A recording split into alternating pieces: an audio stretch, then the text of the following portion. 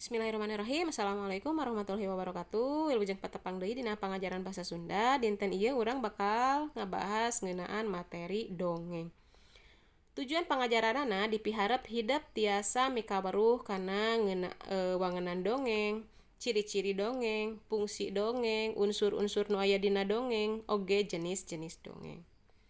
Nu kahiji ngeunaan wangunan dongeng. Ari dongeng teh kaasup kana carita balarea atanapi folklore. Gelarna di lingkungan masyarakat tatalepa sacara lisan. Carita dina dongeng umumna rea anu pamohalan. Upamana wae aya dongeng anu nyaritakeun jalma bisa nerus bumi, jalma bisa ngapung, bisa ngaleungit, aya sato anu bisa ngomong, aya tutuwuhan salin rupa jeung rea-reana deui.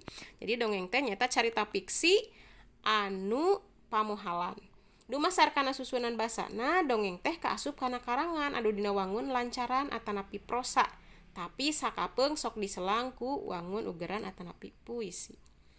Dumasar kana eusina atanapi jenisna, dongeng teh dipasing-pasing jadi 5 golongan. Anu kahiji aya dongeng fabel, nyaeta dongeng anu nyaritakeun lalampahan sasatoan. Contona dongeng sakadang kuya jeung sakadang monyet ngalanangka, maung ditipu ku peucang jeung rea-reana deui. Seueur ena dongeng fabel anu tos dibukukeun atanapi dipilmkeun. Nu kadua dongeng legenda atanapi sasakala. Nyaeta dongeng anu nyaritakeun asal muasalna kajadian hiji tempat, tutuwuhan, sato atawa barang. Contona dongeng sasakala Gunung Tangkuban Parahu, dongeng sasakala Situ Bagenit jeung rea-reana deui. Anu katilu dongeng sage, nyaeta dongeng nu nyaritakeun lalampahan jalma nu dianggap karuhun ku masyarakat. Contona dongeng Prabu Siliwangi, Kian Santang jeung rea-reana deui.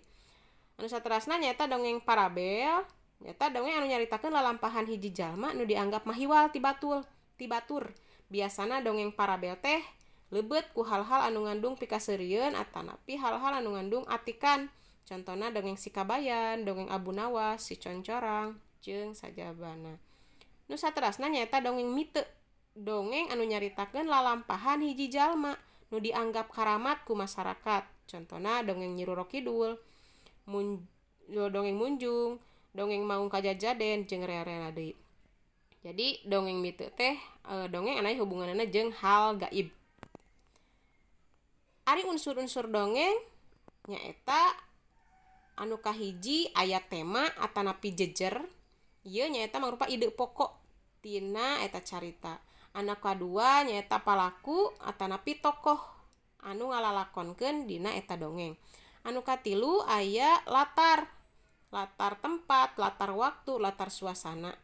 Anu kaopat nyaeta galur atanapi jalan carita. Galur dina dongeng aya galur maju, galur mundur, galur campuran. Atanapi disebut oge galur merele, galur mobok tengah, jeung galur campuran.